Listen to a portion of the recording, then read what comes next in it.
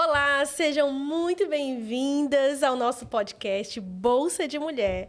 Nós estamos aqui para ajudar você a tirar da sua bolsa aquilo que você não precisa e trazer para a sua bolsa aquilo que você precisa. Eu sou Susan Chagas. Eu sou Elisaine Girão. E nós vamos bater um papo hoje com uma convidada super especial, Cecília Bettioli, psicóloga de casal e família, minha amiga, que está nos dando a honra de partilhar essa mesa conosco, falando sobre relacionamento. Seja muito bem-vinda, Cecília. Obrigada. Se sinta muito à vontade. Vamos lá, vamos começar. Vamos já começar, então. Nós temos uma pergunta muito especial, mas antes disso, eu queria que a Cecília falasse um pouquinho sobre como ela conheceu o seu amado, o Daniel. Então, vamos lá. Quando eu falo para as pessoas que eu tô com o Daniel há 20 anos, todo mundo me pergunta, né? Meu Deus, quantos anos você tem, né? Então, eu comecei a namorar... O Daniel tinha 15 anos, né? Eu tinha 15, ele tinha 17. Nossa. A gente se conheceu na igreja. E eu falo que ele foi minha grande inspiração, né? Para fazer essa especialização em terapia de casal, né? Foi minha grande escola, né? Então, até hoje, no meu trabalho, eu uso muito dos exemplos. Eu penso muito naquilo que eu vivo com ele, que funciona, como ferramenta, né? Para emprestar para os meus pacientes, né? Tudo aquilo que a gente aprende, a gente aplica, né? E se funciona, a gente quer passar adiante. Sim, sim. Então, se conheceram na igreja. Na igreja. Que legal, que legal. Muito bom. E como foi? Quantos anos de namoro? Casaram rápido? Nós namoramos 8 anos. Nossa, foi bastante tempo, porque eu tinha 15 anos. Sim. Então, quando eu fiz 17 para 18, eu fui fazer faculdade em Londrina, ele ficamos 5 anos namorando à distância. E aí eu voltei. E aí, quando eu voltei, eu falei, agora eu vou casar. Aí meu pai falou, não, primeiro você vai fazer agora a faculdade, agora uma especialização. Aí, no meio da especialização, o Daniel falou, não, agora vamos casar. Né? Que bom. Então, namoramos 8 anos e estamos... Esse ano vai fazer, em agosto, faz 20 anos. Que legal, que legal. E você, Zane, como foi a experiência? Como conheceu o Lucas? Quando nós nos conhecemos, eu tinha vindo de um relacionamento meio conturbado. Aí eu falei, quer saber, agora eu vou terminar minha faculdade, não vou me relacionar. E no meu trabalho eu conheci o Lucas. E aí nós fomos fazer um passeio no Macuco Safari, lá nas Cataratas. Lá é tudo muito mágico, né? O ambiente, a natureza. E eu, naquela resistência, falei, não vou mais... Vou agora só quando Deus rasgar o céu e descer e falar que é para ser esse. E aconteceu uma coisa muito inusitada, assim, foi muito legal, que nós fizemos uma trilha e estava toda alagada. E quando foi para essa trilha, se a gente passasse, todo mundo ia se molhar todo, não tinha como passar sem não se molhar, né? E o Lucas falou, não, você é uma mulher delicada, eu não vou deixar você se molhar. E me carregou nas costas. Falei, uau! Falei, olha, esse menino é pra casar. Sim. E aí ele começou, né, a investir. E eu acho que o ponto-chave pra mim foi quando ele fez esse ato generoso, né? Todo cavalheiro, assim. Ele tem toda essa coisa de eu sou o macho alfa, né? E ele falou sobre Jesus, que ele era cristão e estava afastado. Eu falei, opa, aquilo mexeu alguma coisa dentro de mim. Então, nosso primeiro encontro daí oficial foi na igreja também. E aí eu ainda nessa resistência de não queria me relacionar, até que um dia ele chegou e falou, olha, eu não sou menino pra ficar ficando com um monte de mulheres, eu quero casar e meu sonho é construir uma família. Você quer fazer parte disso? Foi bem direto. E daí ele foi super direto, como a vida inteira, né, como ele é. Sim. E eu confesso que eu fiquei chocada, porque eu falei, meu Deus, e agora? Se eu perder esse menino, eu não vou achar um outro assim. Tão, né, amoroso, generoso, mandava chocolate e flores na faculdade, eu amava, né? Eu falei, se eu perder, eu não vou achar, mas eu não tô no meu momento de me relacionar, né? Aí eu falei, mas eu falei, e agora, Deus? Aí Deus sinalizou, é esse. Eu falei, tá bom, eu aceito. Aí eu lembro que ele abriu o carro assim, já tinha uma aliança. Uau! Fiquei assustada. Falei, nossa, que menino precavido, assim, já tava com tudo, acho que alinhado. E ali foi o primeiro beijo até 12 anos já de casado. Que legal. Foi a minha melhor escolha. Que legal. Então, a igreja aí unindo, né, os corações. Eu também conheci o Thiago na igreja, né? Não podia ser diferente. Nos conhecemos na igreja e, assim, eu sempre falo que foi o nosso relacionamento não tinha como acontecer se realmente não fosse a mão de Deus. Porque nós éramos de estados completamente diferentes. O Thiago veio de São Paulo, eu em Fortaleza. Então, assim, era impossível a gente se encontrar em algum lugar do mundo, namorar e casar. Né? Mas Deus falou com o Thiago, ele foi para Fortaleza, eu já estava lá. Depois de um tempo lá, já em algumas igrejas, pregando, ele chegou na minha igreja, conheceu o meu pastor e ali a gente se conheceu. E na época, Deus tinha falado algo muito forte comigo. Foi assim, uma experiência muito única. Eu fui trabalhar na igreja praticamente como voluntária. Legal. Entendi do Senhor que o Senhor estava me chamando para aquela entrega radical. Eu estava no mercado de trabalho já há muito tempo. Eu contei isso num podcast aí que eu tive aqui. Há umas semanas atrás, eu estava no mercado de trabalho, comecei a trabalhar muito cedo, e Deus falou comigo que eu precisava largar tudo e viver uma renúncia ali, né, naquele momento da minha vida. E foi exatamente nesse momento que nós nos conhecemos de uma forma mais próxima, né? Nós éramos da mesma igreja, mas o mesmo grupo de amigos, mas não caminhávamos tão perto. E isso com quantos anos? 25 anos. Então, você que está aí com 23, 24, achando que não vai casar, eu tenho uma esperança. Olha para mim que vai dar tudo certo. Então, eu tinha mais ou menos 25 anos. Também já tinha vindo de um relacionamento já de mais ou menos 4 anos, que não tinha dado certo. E estava nesse momento da minha vida querendo ouvir a voz de Deus sobre com quem eu deveria me relacionar, e eu não queria errar. O Senhor foi muito claro comigo, muito pontual. Eu larguei tudo, abandonei tudo e fui para a igreja. E entendia que naquele momento eu precisava estar ali. E no primeiro dia que eu cheguei, ele estava lá. Ele morava ali ao lado da igreja, estava como missionário, largou tudo em São Paulo também, foi para Fortaleza, ouvindo a voz do Senhor. Então, nós nos encontramos no caminho, no propósito, né? Então, foi algo muito, lindo, né? Muito assim, o Senhor fez e nós nos encontramos. Então, foi num momento de renúncia total que nós nos conhecemos. Em 10 meses, nós namoramos, noivamos, casamos. Nossa, uau! Eu não quis perder tempo, né? Tinha perdido. Já. E estamos aqui há 12 anos também, caminhando juntos. Glória a Deus por isso. Que legal. Então, e aproveitando, então, esse gancho, né? Eu acho que todas nós sempre perguntamos para o Senhor, né? É a pessoa certa, é para ser porque... Nós não queremos sofrer, né? Queremos fazer conforme a vontade do Senhor. Eu queria te iniciar, né? Nossas perguntas aqui. Acho que uma curiosidade que nós, como menina, nós temos existe uma fórmula, existe algo secreto, né? De ter um relacionamento saudável. Existe uma chave, você como psicóloga poderia nos ajudar as meninas que estão ouvindo. Há uma chave de ter um relacionamento possível, saudável? O que você pode nos ajudar nisso, né? Há várias chaves, né? Não só uma. Mas eu acho que a principal delas é o autoconhecimento, né? Antes da gente se envolver com alguém, a gente poder olhar para dentro, a gente saber o que a gente está buscando, o que a gente espera de um relacionamento, a gente poder olhar para trás também, para a gente pensar assim, como é que foi a minha dinâmica familiar, olhar para o relacionamento dos nossos pais, porque tudo isso faz parte de quem a gente é, né? Então, isso vai influenciar, vai exercer uma influência muito grande quando a gente for escolher nosso cônjuge, né?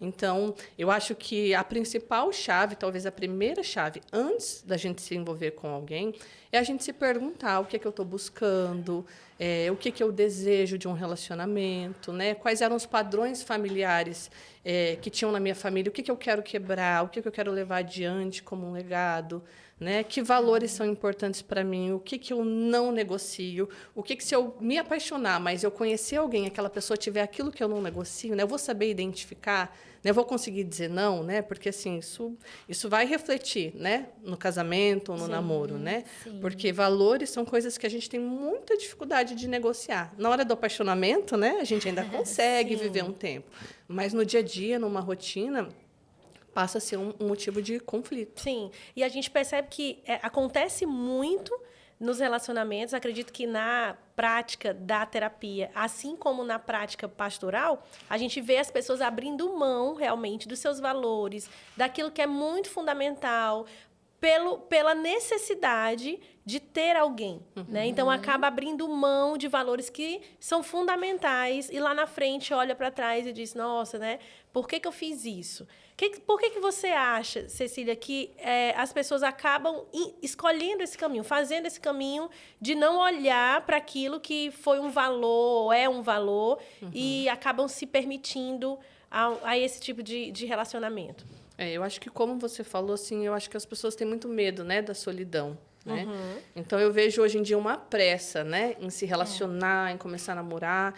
E aí as pessoas acabam negligenciando alguns indícios importantíssimos que lá na frente vão ser assim destrutivos para um relacionamento, né? Sim. Então eu falo, a gente tem uma bússola interna, né? A gente tem uma bússola moral, a gente precisa saber como isso está funcionando e às vezes a gente precisa regular isso antes de entrar no relacionamento, né? Porque se a gente não está bem com a gente não tem um bom relacionamento com a gente não vai ter um bom relacionamento com uma outra pessoa. Isso é matemático, né? Então, assim, se a gente está bem com a gente, né, tem uma autonomia de tomar decisões, de saber o que é bom para a gente, se a gente está com a nossa vida emocional mais ou menos organizada, dificilmente a gente vai fazer uma escolha muito equivocada, né?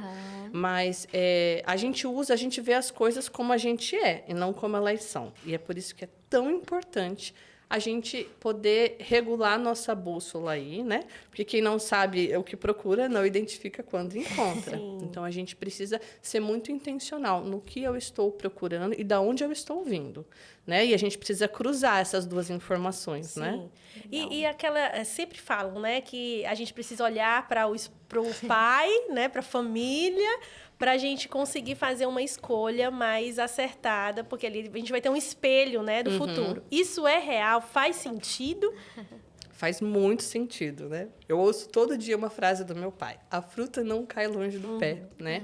E isso é verdade, é uma metáfora, mas isso quer dizer o quê? Que a gente não consegue se distanciar muito da nossa família, né? A gente carrega muitas coisas dentro da gente. Então, quando a gente conhece uma pessoa, um menino, um homem, a gente vê como é aquela família, como ele se comporta, como ele trata a mãe, como ele trata o pai, os irmãos. Isso traz muita informação para a gente, no sentido, ele é uma pessoa que respeita os pais, ele honra os pais, é uma relação de proximidade, tem intimidade, ou é uma relação muito fria, sem afeto, sem demonstração de carinho. Porque se eu for uma pessoa que eu preciso muito de carinho, eu vim de uma família muito carinhosa, se eu me relacionar com alguém que é muito frio, isso vai gerar um conflito. Então, eu preciso saber o quanto aquela pessoa também tem disponibilidade de mudança. Né? Então, são coisas que eu preciso identificar, mas que eu também posso perguntar para aquela pessoa. Mas conhecer de onde aquela pessoa está vindo é fundamental, né? Porque daí a gente tem informações, talvez as mais importantes, vêm da família daquela pessoa, né? Do menino, do homem que a gente está conhecendo. Sim. Uma dúvida, tá? Cecília, isso seria para o antes, né? Quando você tá Isso. namorando. Então, já fazer essa receitinha de bolo, encaixa no que eu quero para o meu futuro.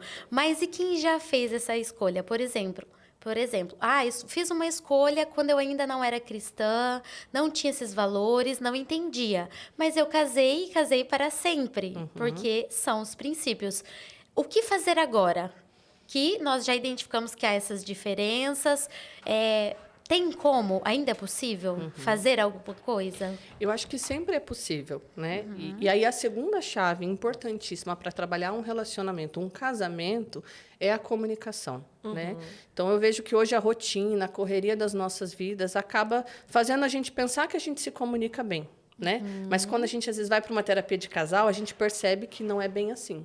Que a gente não comunica exatamente o que a gente quer comunicar. Né? A gente conversa, a gente fala, mas comunicar é uma coisa muito diferente, né? Então, para um casal que já está casado há muitos anos, né, a comunicação é algo que a gente vai trabalhar, né? A gente vai sentar, ver quais são os conflitos, né, que estão sendo trazidos. Quando eu recebo um casal mais velho, e eles trazem alguns conflitos, primeiro eu sempre olho assim, é um problema de comunicação ou de fato temos um problema do qual, né, a solução é algo que precisa ser construído porque ela ainda não existe, né? Então, às vezes, a comunicação, a comunicação precária de um casal faz pensar que eles têm muitos problemas. Mas se a gente ajusta a comunicação, se eu aprendo a ouvir o meu parceiro, né? Então, aí já vão algumas dicas importantes, né? A gente ouve, às vezes, como a gente é. A gente ouve pela gente. E a gente precisa aprender a ouvir o outro por quem o outro é. Então, o que o outro, o que meu marido está querendo me dizer?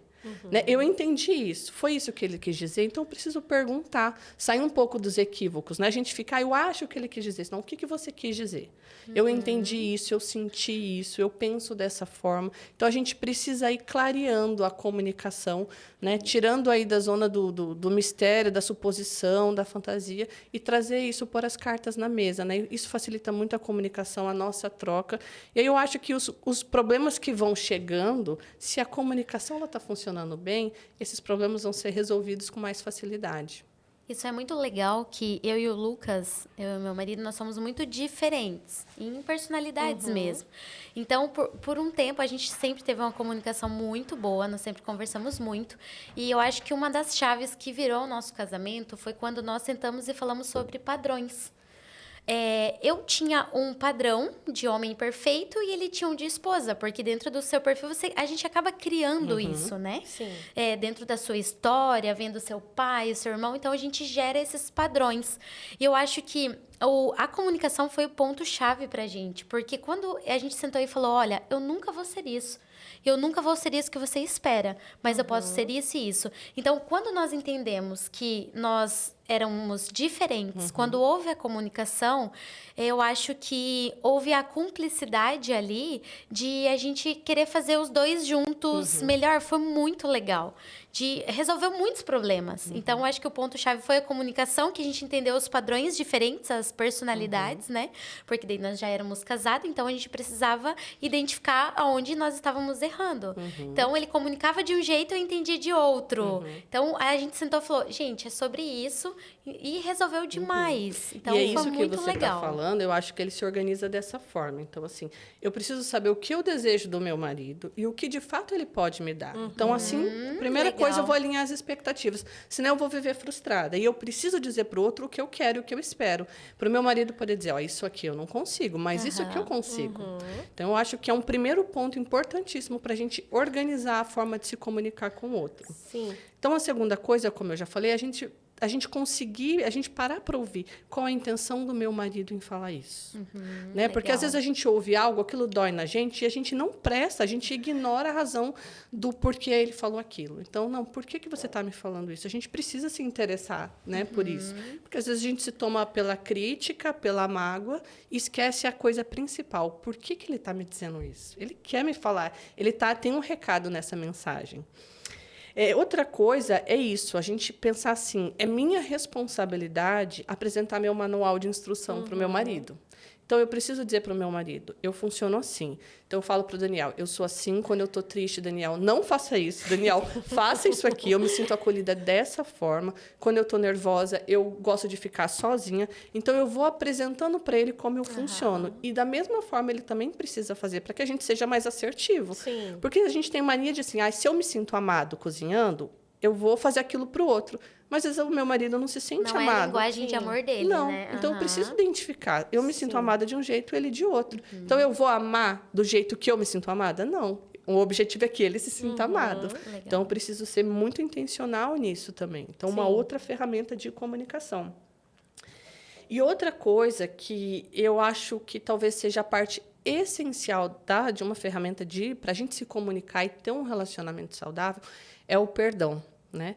Uma das coisas que eu mais ouço no meu consultório, eu sempre falo para os casais que eu atendo, aqui não é um tribunal, eu não vou jogar quem está certo e quem está errado, não vou condenar ninguém, né? É o perdão no sentido assim, se eu te ferir, eu preciso te pedir perdão. E o pedido de perdão não é uma confissão de culpa, não é, eu assumindo que eu errei, né? Porque às vezes a gente se preocupa muito com isso, eu estou certa. Não.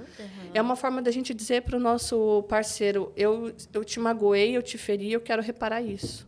Conversar sobre o conteúdo da discussão é uma outra história. Então, o perdão é algo que precisa ser praticado diariamente, né? Legal. Se meu marido me diz, eu me magoei com o que você falou, eu preciso pedir perdão. E aí, aquilo que eu falei, a gente trabalha talvez em outro momento. Então, o pedido de perdão não é uma confissão de culpa. É eu dizer, eu me preocupo com o seu coração. Que legal. Sim. Aproveitando, né, o que você falou aí sobre não ser uma discussão, eu já ouvi alguns meninos, assim, amigos do Lucas, dizer exatamente isso. Às vezes eu não falo alguma coisa porque ela é muito emocional, leva por outro lado, né? Então, eu acho que uma das dúvidas que todos nós temos e que a gente precisa da sua ajuda, você acha que existe uma forma saudável para discutir alguma coisa no relacionamento? Como fazer isso, sabe? Você pega 2 perfis super explosivos dentro de um casamento, como fazer que eles se comuniquem de forma saudável? Eu até ouvi uma vez uma ministração do pastor Juscelio, ele falava assim que, como eles dois eram muito agitados, né? Quando eles viam que eles estavam perdendo a linha, não estava mais fazendo sentido aquilo, eles paravam, vamos começar de novo? Então, nos ajude. Existe uns ganchinhos, uns insights, assim, que a gente pode tentar incluir no casamento para nos ajudar? Principalmente nós que somos casais novos, né? Eu acho que sim. Eu acho ainda que uma discussão saudável e eficaz, ela é resultado disso tudo que a gente está falando, né? Porque cada um tem uma forma de discutir, né? A gente precisa discutir. Discutir não é brigar, é sentar e pensar sobre um assunto, né? Se ele está conflituoso e tentar. Vamos ver que denominador comum a gente pode encontrar para viver essa situação que fique confortável para os dois lados, né? Legal. Então, eu acho que uma forma da gente pensar, né? Eu acho que primeiro a gente tem que pensar, esse assunto precisa ser discutido? É algo que eu vou resolver individualmente ou algo que eu preciso resolver com o meu marido? Porque tem coisas que são nossos conteúdos, né? A gente se dói, a gente se machuca, mas se a gente for ver, não, isso é meu, isso não tem a ver com o outro. Então, primeiro eu preciso pensar, um conteúdo nosso ou um conteúdo meu? Né? Legal. O segundo ponto com que intenção eu estou discutindo isso? Eu quero descarregar minha raiva, né? Quero pôr para fora, ou eu quero resolver uma coisa que está me incomodando? Então, eu acho que isso define muito se a discussão ela vai acontecer ou não.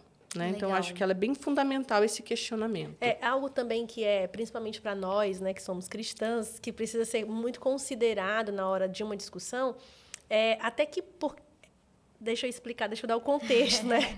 Nós somos pecadores, né? A nossa natureza é caída.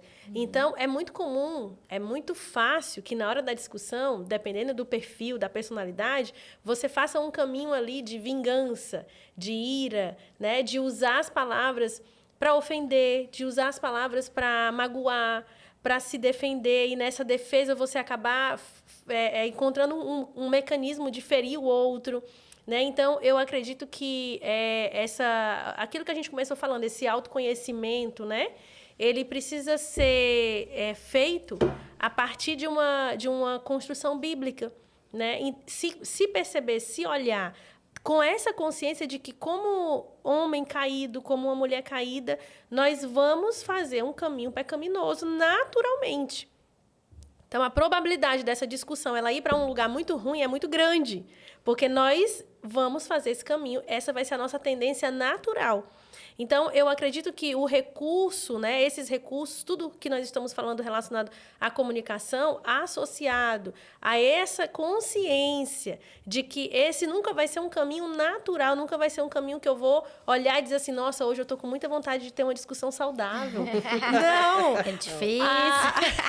O caminho natural vai ser, hoje eu quero matar, eu quero me vingar, porque eu estou ofendido, porque eu estou com raiva, e você vai usar todo o recurso que você tiver dentro de si para que você vá até a vias de fato da construção daquilo que você está querendo fazer.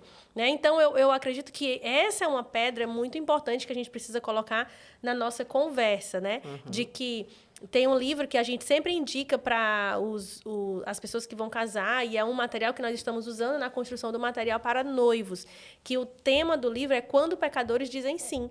Então, a gente precisa entender que o casamento ele é composto por 2 pecadores que disseram sim. Né? Então, a nossa natureza pecaminosa ela vai procurar nos colocar nesse lugar, né? De muita ira, em alguns relacionamentos de competição. E isso tudo vai fragilizando a relação. né? Então, eu acredito que essa é uma consciência que nós precisamos ter de uma forma muito clara, né? E outra coisa que também veio à mente aqui, enquanto a gente estava conversando, falando sobre essa questão dos padrões, né? E que é muito natural, é muito comum que os padrões eles sejam diferentes, porque são criações diferentes, crenças, valores, tudo diferente. Então, cada um tem ali a sua mochila, a sua bolsa existencial, né? Que vai carregando ali. E que chega no casamento, cada um tá com a sua, né? Então, pensando nisso, pensando dentro desse contexto, esses padrões eles vão ser realmente diferentes. E aí eu lembrei muito de como que eu e o Thiago, como que nós lidamos com isso no primeiro ano de casamento. Porque a família do Thiago sempre conversa muito, né? Ele tinha um hábito de sempre chegar em casa e conversar bastante com a mãe, com o pai, com os irmãos. É minha família invertida. Você é o Lucas, eu sou o Thiago. E na minha casa, não. A gente já tem mais o hábito de cada um se resolver sozinho, né? Então, eu lembro que eu chegava em casa do trabalho com a cabeça cheia de coisa, de problema do trabalho. E a minha tendência é natural. Vou pro quarto, vou fechar a porta e vou apagar as luzes e vou ficar refletindo aqui o que eu vou fazer. Vai vir uma revelação aqui do que eu tenho que fazer. Nunca era o primeiro impulso, nunca era de compartilhar, mas de resolver sozinha. Essa foi a minha construção. E era muito difícil, porque o Thiago, eu chegava em casa, ele olhava e dizia, amor, e aí, como foi o trabalho? Tá tudo bem. Ele, não tá tudo bem. Eu disse, não, tá tudo bem. Aí eu ia pro quarto, eu precisava de um tempo sozinha, sem ninguém, sem nenhuma voz, para eu digerir. Que aí eu mesma ia encontrar a solução do meu problema, e depois que eu achasse a solução do meu problema, aí sim eu iria falar. Então, até a gente conseguir elaborar isso, ele entender que não era contra ele, que eu não estava excluindo ele da minha vida. E eu também entender de que eu não podia simplesmente chegar em casa e fechar a porta do quarto, porque agora eu era casada e eu precisava dividir o que estava acontecendo na minha vida. Então, foi todo um trabalhar ali até a gente conseguir chegar nesse ponto. E por que eu estou falando isso? Né? O que nos fez... abrir mão, né? O que hoje a gente consegue olhar e abrir mão das preferências, dos padrões, dos gostos. É entender que o relacionamento, ele precisa ter uma terceira dobra, né? Como a Bíblia fala, é o cordão de 3 dobras. E a terceira dobra é sempre a opinião de Deus. Que a gente precisa de um modelo, né? A gente precisa ter um modelo para onde olhar. Não tem um modelo terreno que eu olhe e diga assim, nossa... até tem, mas assim, como pecadores, todos nós estamos num processo de santificação. Então, óbvio que a gente tem casais que a gente olha, que a gente modela, mas a gente precisa de um modelo, né? E perfeito, Deus, né? A relação de Cristo com a igreja é esse modelo ideal desse relacionamento, né? Então, Cristo precisa ser essa terceira dobra ali no relacionamento. Então, uma coisa que a gente sempre olha, né? A gente sempre procura olhar, né? Fazer esse caminho, é perguntar o que o Senhor deseja, qual é a ideia de Deus. Porque eu penso que a gente tem que resolver essa situação do jeito X. O Thiago pensa que tem que resolver do jeito Y. E por mais que a gente consiga ajustar a comunicação... a ideia principal de como resolver e qual o caminho que a gente deve seguir, eu posso dizer, não, o meu é o melhor. E ele pode dizer, não, o meu é o melhor. Então, a gente precisa de um ente aqui, de uma terceira dobra, que a gente possa, os dois, olhar e dizer assim, tá, então não é nem a minha ideia e nem a sua ideia. É o que Deus pensa sobre essa questão e sobre essa situação. Até tem um ditado, né, popular que fala que toda história tem 3 lados, né? Mas não quando é em Cristo, né? Porque a verdade, ela é uma só. Sim. Então, eles falam que tem 3, que é o seu, o meu e o quem vai julgar, né? A história. Sim. Mas quando nós olhamos para Cristo, é bem sobre isso mesmo, né? Sobre quando eu e o Lucas sentamos nas nossas diferenças, nos nossos pecados, digamos assim, a gente nunca atingiria um ao outro, por serem padrões diferentes. Mas quando você olha para Cristo e para o exemplo, a única verdade que existe, não tem como você fazer diferente. Então, aí sim, você converge o casamento para um lugar, juntos, mesmo sendo diferentes. Então, foi a chave do nosso casamento. Assim, eu lembro um dia como hoje, assim, era o meu aniversário. Eu falei, gente, o Lucas, ele é muito pragmático. Eu falei, a linguagem dele precisa ser direta. Fiz uma lista de coisas que não serviam mais pra mim. Uma lista mesmo, ó, não gostei disso. E eu tenho um problema que eu esqueço as coisas, eu não guardo no coração, de verdade. Naquele momento eu fico muito chateada e eu não guardo. Aí ele me pergunta, tá, me fala quando que eu fiz isso. Eu nunca lembrava. Eu falei, quer saber? Fiz uma lista e coloquei do lado. Dia tal, você falou assim, assim, assim. Mas não porque eu queria jogar, mas o que eu queria trazer pra ele o meu sentimento. De que pra ele não era nada, mas que na minha linguagem, né, doía. Então, nós sentamos, vimos os padrões, eram totalmente diferentes. Se não existisse Cristo no relacionamento, não daria certo, gente. Porque somos muito diferentes. Mas quando você coloca uma verdade única e os dois convergem para aquilo, se torna um só, né? Sim. Uma verdade só. Então, acho que foi o nosso start, Sim. assim. A partir daquilo, nosso casamento, a gente fala que a gente brinca que a gente tá vivendo uma segunda lua de mel, porque nós conseguimos, enfim, nos comunicar de uma forma com o mesmo fim, assim. Então, esse é um combinado, assim, dentro do meu relacionamento com o Thiago, né? Então, a gente tem esse combinado, né? Mesmo que a gente esteja numa discussão, assim, difícil, a gente vai parar e a gente vai se olhar e a gente vai dizer assim, tá, mas o que Deus pensa sobre isso? Né? O que Cristo pensa sobre isso? Isso é um combinado nosso. E eu acho que esse combinado e essa pergunta, ela protege o relacionamento, né? Sim. Porque existem atitudes e perguntas que a gente se faz ou não, que elas podem proteger o relacionamento e elas podem deixar o relacionamento vulnerável, né? Então, eu acho que quando a gente submete isso à opinião de Deus, a gente está protegendo o relacionamento, Sim. né? Quando a gente se submete, né? Às vezes não é sobre o nós, é sobre o eu, né? Às vezes é algo que tem que ser tratado em mim. Sim. Né? Não é no nós e nem no meu marido. É algo que tem que ser tratado em mim.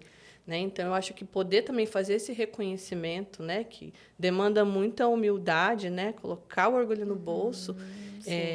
A gente tende muito a olhar o que o outro precisa mudar. Né? Sim. E eu acho que quando a gente fica muito nisso, na verdade, assim, né? O que eu não tô querendo ver, né? Que está em mim. Sim. E às vezes a gente não vai ver, o nosso marido não vai ver, mas se a gente submeter ao olhar de Deus, né? A gente vai conseguir enxergar. Sim. E muito também da nossa, né, a linhagem pecaminosa é a transferência de culpa, né? O tempo todo é essa coisa nunca reconhecer, mas transferir a culpa. Ele precisa, só ele precisa, e a gente não olha para dentro. Sim. Vamos lá. Existem outros combinados? Existem outras... Existem combinados, essa é a palavra certa, que nós podemos fazer dentro do casamento para que haja essa proteção? Dá aí algumas dicas. Aquela velha frase, né? O combinado não sai caro. Sim. Por quê? Eu acho que o que sustenta uma comunicação saudável são os combinados, né? Para tudo a gente tem combinado na vida. A gente só não se dá conta que algumas coisas são combinadas. Talvez a gente não sentou e não conversou sobre aquilo. Mas se aquilo está se repetindo, é um acordo, né? Talvez não é consciente, mas é um acordo.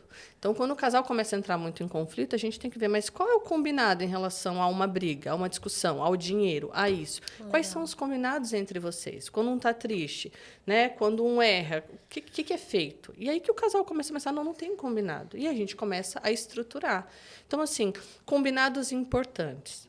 Primeiro combinado, eu sou responsável pelo que eu sinto. Então, eu vou fazer um acordo com você que quando eu não estiver bem, isso foi algo que eu tive que aprender a fazer com o Daniel, porque no meu padrão, eu sempre me resolvia sozinha.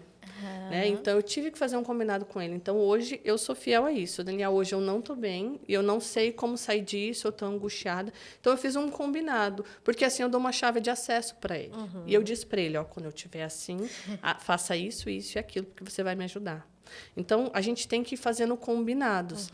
Combinados de como a gente vai lidar com o dinheiro, como a gente vai lidar com as crianças, como a gente lida com a casa, como a gente lida quando a gente ouve um comentário. Tudo isso é combinado, é acordo. Quanto mais consciente eles forem, mais forte o relacionamento fica. Sim. Então, a gente precisa pensar que tudo que a gente vive com o nosso marido tem combinados envolvidos. Até a forma de falar e se comunicar. Aquilo que eu aceito, o que eu não aceito, são combinados.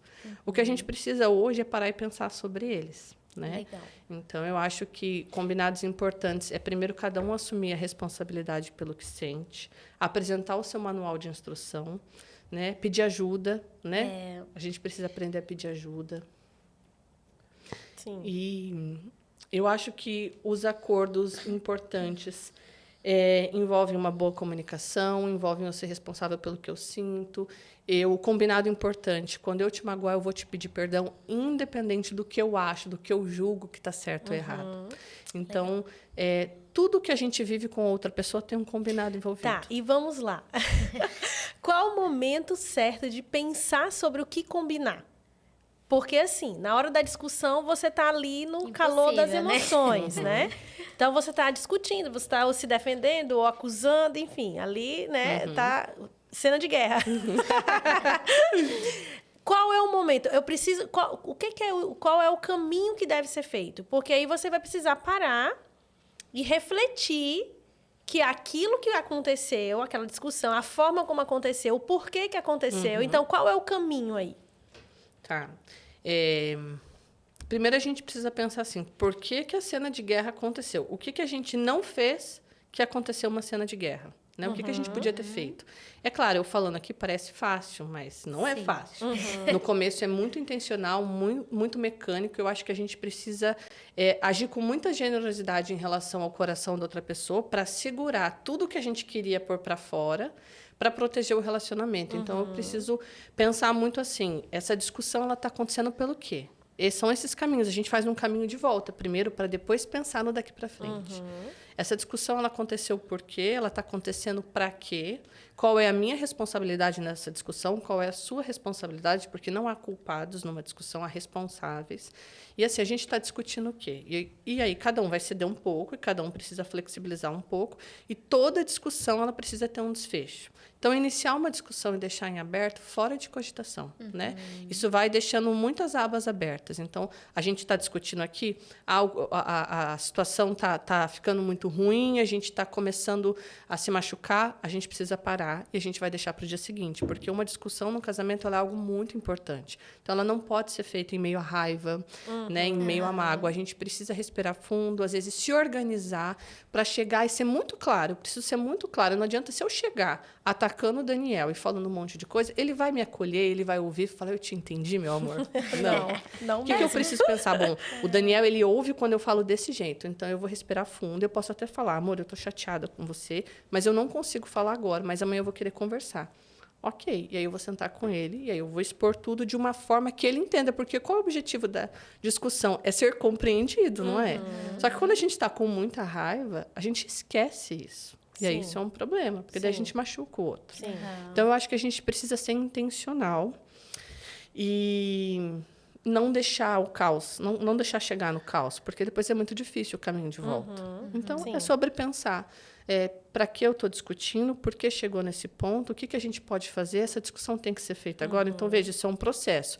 Envolve a minha bússola interna, envolve a minha capacidade de comunicação, o quanto eu sei que o outro, como o meu marido ouve, como eu ouço. Então, há todo um processo. Né? Relacionamento é igual, eu falo para os meus pacientes, é igual um edifício pronto. Né? Quando a gente quer alguma coisa, começa a dar uma rachadura, a gente precisa pensar, de onde vem essa rachadura? O que eu posso fazer? O que você pode fazer?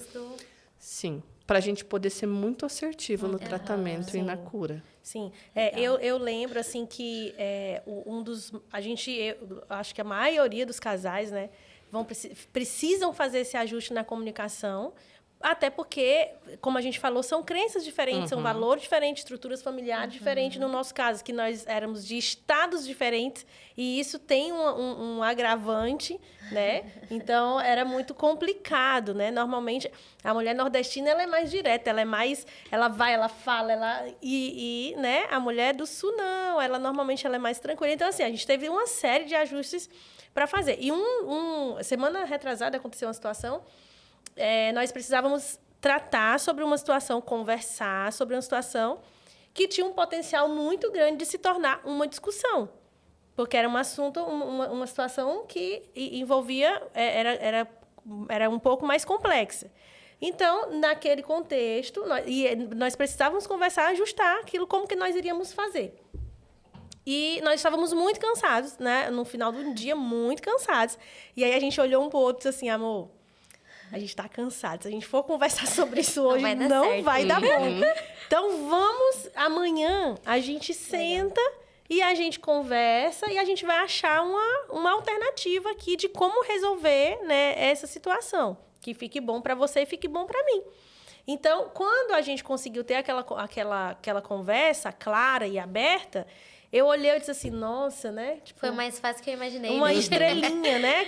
Porque, assim, até a gente chegar nesse momento de se olhar e se reconhecer, dizer, não, estamos cansados, não vai ser bom falar agora, né? A gente precisa de tempo, que a gente vai precisar conversar sobre isso. E foi super tranquilo, super tranquilo a conversa. E aí, depois eu fiquei pensando, nossa, se a gente não tivesse tido a maturidade de, tipo, vamos esperar, a gente está cansado. Então, eu acredito que fazer esse caminho de entender, né, qual o lugar, qual o momento, como que eu tô? Eu tô cansada, eu tô frustrada, eu tô angustiada, eu tô com raiva, eu tô com uma outra situação aqui que se eu juntar com essa e trouxer agora para uma conversa vai ser muito ruim. Então, eu acredito que fazer esse caminho aí, né, ele é um caminho saudável, né? E aí, com um casal que já está há 20 anos aí junto, né? Como fazer? Como fazer? Se é um casal que ainda não conseguiu se ajustar aí nessa comunicação, é possível? É possível. Eu acho que através da comunicação, tudo é possível. Eu acho que não tem nada que não seja possível através da comunicação. Um casal que já está junto, né, há 20, 30 anos, a gente lida com coisas que já estão consolidadas. Então, é um trabalho um pouco mais demorado, mas não é um trabalho impossível. Então, a gente vai mexer coisas de lugar, né? Rever muitas coisas que passaram, coisas que não passaram, feridas que ainda estão abertas, lembranças que ainda, né, estão ali muito vivas. Um acordo importante, que enquanto você falava eu lembrei, que eu vejo acontecendo muito nos casamentos, é um dos dois ficarem trazendo coisas lá de trás. Ah, mas você fez isso. Ah, mas quando aquilo aconteceu. Então, eu faço esse acordo. Assunto resolvido não pode ser trazido de volta. Então, eu faço eles se comprometerem. Resolvemos isso, temos um acordo, então viramos a página. Né? Porque toda vez que eu trago, né, ou eu mexo numa ferida, se foi o outro que causou, e a gente não sai muito do lugar. Então, um acordo importante. O que a gente, às vezes, encontra em casais que estão casados há muitos anos, né? Trazendo coisas... Recentemente, eu atendi um casal que trazia coisas assim, de 20 anos atrás. Né? Nossa. Então, assim, foram coisas que não foram resolvidas e que continuam agindo ali no casamento. E aí vão abrindo uma rachadura, vão abalando uma estrutura, até que o casamento começa a ficar muito vulnerável. Sim. Né? E é onde a gente tem que ser muito responsável, né, para decidir o que fazer com aquilo. Então, assim, tem casais que são muito saudáveis na comunicação e tem outros tipos de problema, né? Sim. Mas, hoje em dia, eu acho que 95% dos casais que eu recebo não é um problema, né? Como as pessoas, mas a gente tem um problema nessa área da vida. Não, é a comunicação que não funciona bem, por isso que isso não está funcionando. Então, acho que são ajustes, rever acordos, né? Revisar acordos. Eu acho que a gente sempre precisa... Se algo não está funcionando, é porque tem algum acordo que não está legal para um dos lados. Sim. Então, a gente precisa parar para quem que não está funcionando, né? Para quem que não está bom. Tá. E aquela pessoa que passa uma vida inteira... Eu já vi isso acontecer, acredito que vocês também. Uma vida inteira tentando agradar o outro, abrindo mão, muitas vezes, de sonhos, abrindo mão, sendo sequestrado mesmo de si, para que não haja aí uma discussão. Eu faço de tudo para evitar uma discussão. Não quero, então eu vou me anular. Se submete, né? Sim. Perde a personalidade até. Como que isso... Qual é o final disso? Qual é a consequência? O que você vê na prática ali do consultório? Eu acho que essa é a dinâmica mais perigosa, aquela pessoa que evita entrar em conflito, né? Na verdade, ela está evitando entrar em conflito com o outro, mas ela está travando um grande conflito com ela mesma. Né? Porque ninguém nos sequestra. É a gente que vai abrindo permissões, é a gente que vai deixando. E, às vezes, a gente quer pôr na conta do outro, quando, na verdade, a gente é que foi fazendo vista grossa, aceitando. Então, assim... Evitar entrar em conflito não é um acordo de passividade. Não decidir também é uma decisão, Exatamente. né? Então, você foi adulto para não decidir, porque foi mais fácil do que, né, se posicionar. E é um padrão, né? A pessoa que ela evita entrar em conflito, ela responsabiliza sempre o outro. Então, é o outro que faz isso comigo, é meu marido. Não, mas espera lá. Eu sempre pergunto, o que você está fazendo? Por que isso está acontecendo? Né? Por que você... Então, eu sempre trago o meu paciente assim, tá, qual que é a tua responsabilidade? Vamos falar de você, depois a gente fala do outro, né? Sim. Mas esse é um padrão muito perigoso, né? Eu vou me anulando, a vida vai passando e, de repente, eu falo, nossa, é esse casamento o problema, é o meu marido é o problema. Quando a gente vai ver, não, mas por que você foi aceitando, né? Porque, assim, tem tantas coisas que são fáceis de resolver se a gente tem uma boa comunicação. E se a gente não tem uma boa comunicação, vamos atrás de desenvolver uma boa comunicação, buscar ferramentas. Mas, às vezes, as pessoas demoram muito para pedir ajuda, né? Sim.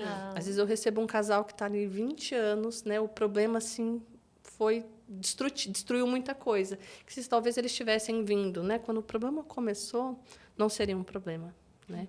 Então, eu acho que a gente está muito atento também ao tempo das coisas, né? De sentir quando é a hora de buscar um profissional, buscar um pastor, né? Ter uma terceira pessoa para mediar algumas coisas que a gente, às vezes, não consegue sozinho. Sim. Legal. Sim.